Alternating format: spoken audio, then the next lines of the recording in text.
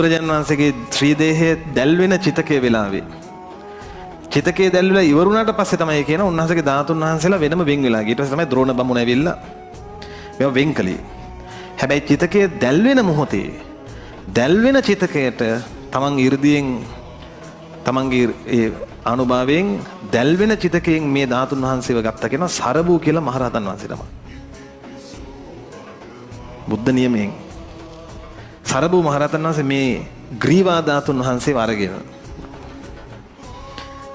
ඉන්දියාවේ නම් ලංකාවට 이르දියෙන් වැඩම කරලා ඒ වෙනකොට බුදුරජාණන් වහන්සේ ලංකාවට මේ කලින් වැඩියනේ. ඒ වෙනකොට මහියංගනේ සෑය හැදිලා තිබ්බේ. කවුද හැදුවේ? බුදුරජාණන් වහන්සේගේ කේශ ධාතු ඉල්ලගෙන ඒ ධාතුන් වහන්සේලා නිදන් කළා. සුමන සමන් දෙවියන් විසින් තමයි පළමු කොට මැණිකෙන් සෑය තැනුවේ. ඒ වෙනකොට හැදිලා තිබ්බ සෑය නැවත බඳවා තනනවා ග්‍රීවා ධාතුන් වහන්සේව නිදන් කරලා සරබූ මහරහතන් වහන්සේ. පසු කාලීනව නැවත මේක කරා වැටෙනවා. දුටුගැමුණු මහරජතුමාගේ කාලේ මහරජතුමා යුද්ධයට යන්න මහවැලි ගඟ තරණය කළ යුතුයි. මහියංගනේට හැපැතින මහවැලි ගඟ මයිම තියෙන. තරණය කරන්න යනකොට දැක්ක කරා වැටෙන සෑය. ඇහුවා කාගේද කියලා. දැනගත්තා.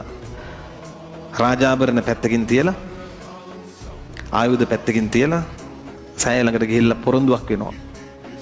ස්වාමීනි භාග්‍යතුන් වහන්සේ මම මේ ඒකාන්තයෙන් මේ වෑයම් කරන්නේ රජකම් පිණිස නෙවෙයි. බුද්ධ ශාසනයේ චිරස්ථිතිය උදෙසාමයි. ඒ වෑයම මගේ පැතුම සත්‍යක් නම් මේ යුද්ධ ජය ගන්න මට ආශිර්වාද කරන්න කියලා. ඒක ජයගත්තොත් මම නැවත ඇවිල්ලා සෑය තනවල බඳිනවා. කිව්වා වගේම ජයගත්තා. නැවත පැමිණි වහා රජතුමා නැවත මේ මහියංගන සෑය ධාතුන් වහන්සේලා දැන් කළා නැවත බැඳා.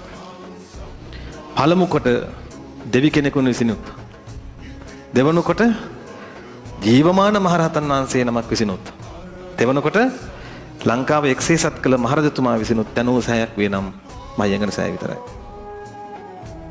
ඔන්න එක සැරයක් කර ගිහින් වැඳ ගන්න.